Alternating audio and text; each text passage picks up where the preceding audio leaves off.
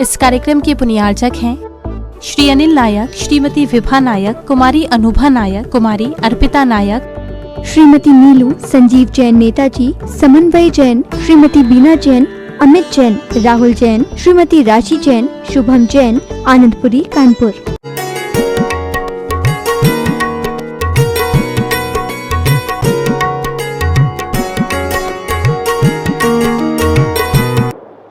शरीर के मद की चर्चा चल रही है कि हमें अपने रूप का मद कितना है। मद जानते हो? अहंकार, ईगो, घमंड, दूसरों को नीचे दिखाने का परिणाम। किस किस चीज के मद आते हैं हमें, किस चीज का अहंकार आता है? अपने शरीर का अहंकार, अपनी पर्सनालिटी का अहंकार। और जैनाचार्य कहते हैं ये सम्यक दर्शन को मलिन कर देगा। आज बता रहा हूं मैं, बपू ज्ञानम पूजाम कुलम जाति बलम रिद्धि तपो बपू।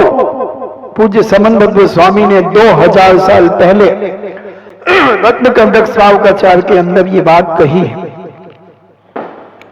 कि ये अहंकार भी हमारे सम्यक दर्शन को मलिन कर सकते हैं। इसलिए शरीर का भी अहंकार नहीं करना, अपने रूप का अहंकार नहीं करना, अपने अंग उपांगों का अहंकार नहीं करना।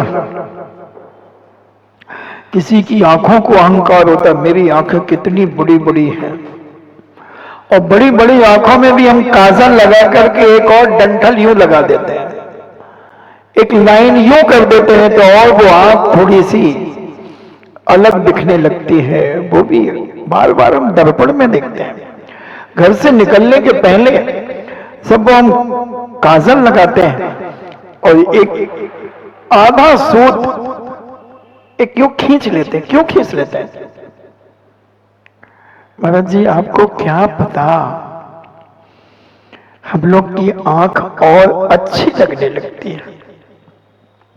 और जब हम 4 लोगों के 10 लोगों के बीच में बैठते हैं तब हमें गर्व होता है, हमें अहंकार आता है कि इन सब की आंखें बहुत छोटी छोटी हैं, मेरी आंखें बड़ी हैं, वो ऐसे थोड़ी सी बड़ी दिखने भी लगती है। कोई आंखों का अहंकार करता है, कोई अपने नाखूनों का अहंकार करता है, कोई अपने पंजों का अहंकार करता है। कितने अहंकार करते हैं एक एक अंगों के। किसी की उंगलियां पतली हैं तो वो अपने आप को बहुत बड़ा फिलॉसफर समझता है कि फिलॉसफर की उंगलियां तो लंबी और पतली होती हैं और मेरी उंगलियां भी हैं, देखो ना मैं भी फिलॉसफर बनूंगा। ये तो ठीक है, मगर अहंकार करना ये सम्यक दर्शन में कीचड़ उछालता है, गंदगी फेंकता है सम्यक दर्शन में। और बोलो जिसके ऊपर आप गंदगी फेंकेंगे वो आपसे दोस्ती करेगा या आपसे दुश्मनी करेगा, आपके पास रहेगा या आपसे दूर हट जाएगा। एक घटना मुझे याद आ गई। सुधा सागर जी महाराज जब ब्रह्मचारी अवस्था में थे, इनका जय कुमार नाम था और ये सोनागिर में सन्मति सागर छुल्लक जी थे, उनके पास रहा करते थे। वहां विमल सागर जी महाराज, आचार्य विमल सागर जी महाराज भी वहां रहते उस समय थे। तो उन्होंने एक दिन बुलाया, ए ब्रह्मचारी इधर आ। बोले जी महाराज जी। बोले अभिषेक कर। तो उन्होंने कहा महाराज जी जल से करूंगा और नहीं करूंगा। बोले नहीं दूध से कर, दही से कर, घी से कर। बोले नहीं करूंगा, मना कर दिया। फिर उन्होंने किसी से करा लिया, केसर आदि से, बहुत सारी चीजों से। फिर इनको बुलाया, ये सहज में तो गए, वो गंदों तक इनके ऊपर फेंक दिया। तो ये भागे और कहा महाराज जी क्या कर रहे हो, आपने गंदों तक फेंक दिया, अब मेरे कपड़े कौन धोएगा। तो कहने का मतलब कि जब किसी पर उछालोगे कुछ तो वो भागेगा। उसी प्रकार अगर ये 8 मद में से कोई भी एक मद अगर तुम्हारे सम्यक दर्शन के ऊपर उछलेगा तो सम्यक दर्शन भागेगा, वो दूर हट जाएगा। वो कहेगा इस व्यक्ति के पास मैं नहीं रहूंगा, ये कीचड़ उछालता है, ये अहंकार का कीचड़ उछालता है, ये क्रोध का कीचड़ उछालता है, ये मायाचारी का कीचड़ उछालता है, ये लोभ का कीचड़ उछालता है, ये झूठ का कीचड़ उछालता है, वो भाग जाएगा। इसलिए सम्यक दर्शन को सुरक्षित करने के लिए ये सारे अहंकार को तिलांजलि देना पड़ेगी, इनको छोड़ना पड़ेगा। और अगर ये कीचड़ उछलता रहा, दाग लगते रहे, तो सम्यक दर्शन आपके पास नहीं रहेगा। भले आपको लगेगा कि मैं सम्यक दृष्टि हूं क्योंकि मैं जैन कुल में जन्म लिया है, मैं जैन भगवान के दर्शन पूजन आदि करता हूं, मगर जैनाचार्य कहते हैं लाख कुछ कर लो और ये अहंकार बने रहे और 6 महीने से अगर ऊपर निकल गए तो 3 काल में सम्यक दर्शन आपके पास नहीं रह सकता। केवल आप नाम के जैनी रहेंगे और सम्यक दर्शन चला जाएगा। ये तो हुई तुम्हारी बात। अब हमारे ऊपर आइए, 2 प्रतिमा से लेकर के एलक छुल्लक आरिका तक आइए। अगर कोई एलक छुल्लक 2 प्रतिमाधारी से 11 प्रतिमाधारी तक अगर किसी बात को लेकर के कसाई करता है, क्रोध करता है, अहंकार करता है, मायाचारी करता है, लोभ करता है, कोई भी हो पिछीधारी, वह पहले गुण स्थान में आ जाएगा। 15 दिन के अंदर, तुम्हें 6 महीने की मोहलत दी है, हमें 15 दिन की मोहलत मिली है। 15 दिन के अंदर अगर एलक छुल्लक आरिका ब्रह्मचारी 2 प्रतिमाधारी से लेकर 11 प्रतिमा तक अगर किसी के प्रति छल छलावा करता है, धोखाधड़ी करता है, क्रोध करता है, अहंकार करता है, उन्हें नीचे दिखाने का प्रयास करता है और लोभ तृष्णाएं आदि करता है, तो जैनाचार्य कहते हैं उसका सम्यक दर्शन खत्म हो गया। मात्र एक भेष है, भले वो छुल्लक बना रहे, एलक बना रहे और आरिका और छुल्लिका बनी रहे, ब्रह्मचारी ब्रह्मचारिणी बनी रहे। इस जिनेंद्र भगवान की घोषणा है बंधुओं, 15 दिन का समय दिया है, तुम्हें 6 महीने का समय है। आज घर जाने के पहले टटोल लेना अपने आप को कि कहीं हम मिथ्या दृष्टि तो नहीं हो गए हैं, कहीं मिथ्या गुणस्थान तो हमारे पास प्रकट नहीं हो गया है और सम्यक दर्शन चला गया हो। टटोल लेना, संभालने का प्रयास करना। मुनिराजों को भी नहीं छोड़ा हमारे जैनाचार्यों ने। अगर मुनिराज किसी के प्रति 48 मिनट से 1 सेकंड भी, बल्कि अंतर मुहूर्त यानी 47 मिनट से 1 सेकंड का भी लाख गुना भाग अगर किसी के प्रति क्रोध उनका रह जाता है, किसी के प्रति अहंकार अगर हो जाता है या छल कपट मायाचारी धोखाधड़ी उनके मन में आ जाती है या कोई तृष्णा लोभ आ जाता है, तो जैनाचार्य कहते हैं वो 6वें 7वें जीने से गिर करके 5वीं सीढ़ी पर आ जाएंगे, यानी हमारे बराबर हो जाएंगे गुण स्थान की अपेक्षा, कैटेगरी की अपेक्षा। भले वो बने रहे ऊपर से दिगंबर मुनि, अगर उनके अंदर किसी को नीचा दिखाने का परिणाम चल रहा है और 1:47 मिनट से ज्यादा अगर हो जाता है, तो जैनाचार्यों ने, संतों ने, महंतों ने, भगवंतों ने कहा नियम से उनका गुण स्थान गिर गया है, गिर गया है। और अगर 15 दिन से ज्यादा निकल गया तो वो तुम्हारी कैटेगरी में आ जाएंगे, हमसे भी नीचे उतर जाएंगे। और 6 महीने से ज्यादा निकल जाएगा तो पहला गुण स्थान आ जाएगा जो मिथ्यात्व का कहलाता है। भले हम पिछी कमंडल लिए रहे, भले हम भेष नग्नता का बना के रखें, कोई फर्क नहीं पड़ता जैन दर्शन में। जैन दर्शन तो दूध का दूध और पानी का पानी करता है बंधुओं। सिद्धांत है सच कहना, खुश रहना, ना राहु का लेना ना केतु का देना। इतना नंगा सत्य केवल एक दिगंबर जैन दर्शन ही घोषणा कर सकता है बंधुओं। बाकी कोई दुनिया का दर्शन इतना नंगा सत्य उजागर नहीं कर सकता। किसी को नहीं छोड़ा उन्होंने, मुनिराज क्यों ना हो, आचार्य परमेष्ठी क्यों ना हो, उपाध्याय परमेष्ठी क्यों ना हो, मुनिराज क्यों ना हो, निर्यापक श्रमण क्यों ना हो, एलक छुल्लक क्यों ना हो, आरिकाएं क्यों ना हो, छुल्लिका क्यों ना हो, और ब्रह्मचारी ब्रह्मचारिणी क्यों ना हो, बती। विचार करना, इसलिए 24 घंटे अलर्ट रहने की बात है, 24 घंटे अपने आप को संभालने की बात है कि हम कितना अपने आप को संभाल पाते हैं। जैसे ही परिणाम खराब हो तत्काल आलोचना पाठ पढ़े, त्यागी व्यक्ति प्रतिक्रमण करें, निंदा करा करें, अपनी आई एम सॉरी प्लीज करें, तब कहीं परिमार्जन हो सकेगा। और परिमार्जन करने के लिए प्रतिक्रमण इसलिए बनाया गया, आलोचना पाठ इसलिए बनाई गई कि हमसे अगर कोई गलती हो गई है अहंकार के वशवश, हम फौरन अपनी फीलिंग करें, निंदा करें। तो ये 8 मद इनको समझने की बहुत बड़ी आवश्यकता है। और इनको अगर हमने समझ लिया और 8 अंग समझ लिए और सम्यक दर्शन समझ लिया, बस आपका रिजर्वेशन पक्का हो गया। अर्ध पुद्गल परावर्तन काल में तुम नियम से मोक्ष चले जाओगे। अगर भव्य हो तो सम्यक दर्शन होगा, और अभव्य हो तो सम्यक दर्शन होने का सवाल ही नहीं है।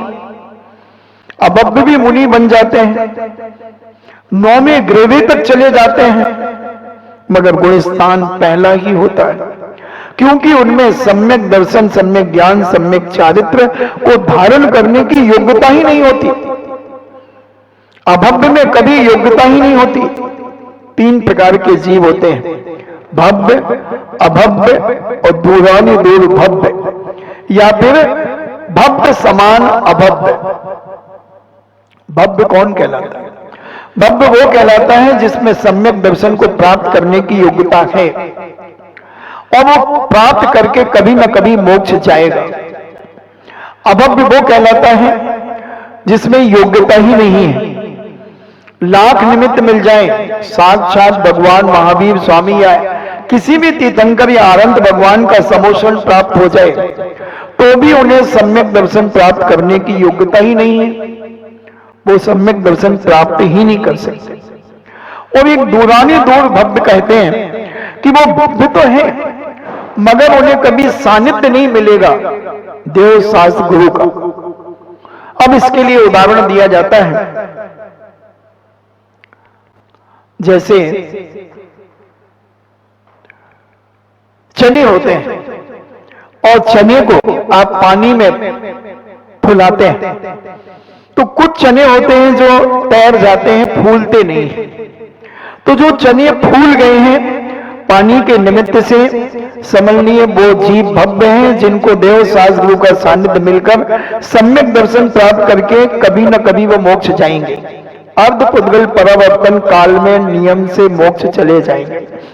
अर्ध पुद्गल परावर्तन काल किसे कहते हैं? असंख्यात 24 जितने पीरियड में होती उतने पीरियड को अर्ध पुद्गल परावर्तन काल कहते हैं। तो ये भव्य का हो गया। और जो तैर गए हैं चने वो सीजे नहीं हैं, वो अभव्य कहलाते हैं कि उन्हें देव शास्त्र गुरु का सानिध्य भी मिल जाएगा, सब कुछ मिल जाने के बाद भी उनका सम्यक दर्शन उन्हें प्राप्त नहीं होगा क्योंकि उनके पास वह योग्यता ही नहीं है। अब दूरानी दूर भव्य, आपके घर में मान लीजिए 1 बोरा चना आता है, क्योंकि आप लोग बेसन की चीजें बहुत खाते हैं, तो वो चने निकलते गए, लास्ट में थोड़े से चने बचे और नया बोरा आया और उस बोरे को खोल करके पुनः उसी में पलटा दिया गया। यानी वो चने को निकलने का मौका ही नहीं मिला, जो बोरे के नीचे जमे दबे हुए थे। फिर बोरा डाल दिया, फिर बोरा डाल दिया, कभी भी मौका नहीं मिला। अगर ये उदाहरण समझ में ना आ रहा हो तो सुमेरु पर्वत के नीचे सोना है, उस सोने में आभूषण बनने की योग्यता है, मगर कभी सुमेरु पर्वत के नीचे से वो सोना कभी निकलेगा नहीं, कभी नहीं निकलेगा, क्योंकि 1,00,000 योजन प्रमाण जो सुमेरु पर्वत है, यानी 99,000 ऊपर 1,00,000 उसकी जड़ है, वो कभी निकलेगा नहीं, वो सोने के कभी आभूषण बनेंगे नहीं, मगर वो सोने में आभूषण बनने की योग्यता है। ये कहलाते हैं दूरानी दूर भव्य, या भव्य सम अभव्य। भव्य तो है मगर सहयोग निमित्त नहीं मिल रहा है, इसलिए वो अभव्य समझे जाते हैं। तो ऐसे अब हम विचार कर लें, अगर हम तो यही मानते सारे लोग भव्य हैं, हम कौन होते हैं किसी को अभव्य कहने वाले? हम कौन होते हैं किसी को दूरानी दूर भव्य कहने वाले? मैं तो सभी का कल्याण चाहता हूं कि सभी जीवों का कल्याण हो। बस मैं ये बताना चाह रहा हूं कि कल्याण अगर चाहते हो तो अपने सम्यक दर्शन को पवित्र रखो, शुद्ध रखो, निर्दोष रखो, कभी किसी के प्रति द्वेष भाव मत करो, कभी अहंकार मत करो, किसी भी चीज का अहंकार नहीं करो। ये सब तुम्हें पुण्य के उदय से मिला है, कर्मों के फल से मिला। अगर रूप भी सुंदर मिला है तो ये पूर्व जन्म में तुमने जिनेन्द्र भगवान का गुणानुवाद किया है, उनकी भक्ति की है, पूजन किया है, उसके कारण तुम्हें ये सुंदर रूप की प्राप्ति हुई है। तो इसका अहंकार क्यों करना? यही विचार करना चाहिए कि हे भगवान, कहीं मुझे अपना रूप देख करके अहंकार तो नहीं आ रहा है, कहीं मैं इस शरीर के निमित्त से कहीं दुर्गति का पात्र तो नहीं हो जाऊंगा, कहीं मैं अपने जीवन का विनाश तो नहीं कर लूंगा। मात्र चमड़ी पर अहंकार करना। कल मैंने कहा था कि मात्र ऊपर एक मकान का उदाहरण दिया था कि मकान सब एक से होते हैं, सीमेंट, ईंट, लोहा आदि से बनते हैं, मगर केवल एक कलर होने के बाद एक मकान बहुत अच्छा लगने लगता है और एक मकान ये ठीक नहीं है, ये बहुत अच्छा है। तो उसके कलर देख करके अच्छी बुरी का निर्णय कर रहे हैं आप। और अगर कलर की थोड़ी सी परत खरोंच दी जाए तो वही दीवार दिखेगी जो पड़ोसी की दीवार में अभी कलर नहीं हुआ है। मकान सबके एक से है, ऐसी शरीर सबके एक से है, बॉडी सबके एक सी है। कोई सांवला है तो कोई गेहुआ है तो कोई थोड़ा सा उज्जवल है। ये कलर चमड़ी के हैं। और जैन दर्शन कहता है कि ना हम शरीर से प्रभावित होते हैं, हम तो गुणों से प्रभावित होते हैं। गुण किसके पास कितने हैं, किसके गुण कितने सम्यक हैं, कितने समीचीन हैं, कितने सत्य हैं, ये सारे के सारे गुण की ही कीमत है बंधु। नाम की कोई कीमत नहीं है हमारे यहाँ। भगवान के नाम की भी कोई विशेष मतलब नहीं, गुणों की कीमत है। कितने दोषों से रहित है हमारा भगवान, 18 दोषों से रहित है। और जो 18 दोषों से रहित है वो मेरा भगवान है। ब्रह्मा हो, विष्णु हो, महेश हो, राम हो, रावण हो, नानक हो, हमें इससे कोई मतलब नहीं है। बस हमने एक थर्मोमीटर बनाया है कि जो 18 दोषों से रहित है वो हमारा भगवान है, विश्व के किसी भी कोने में हो सकता है। जैन दर्शन नाम का उपासक नहीं है।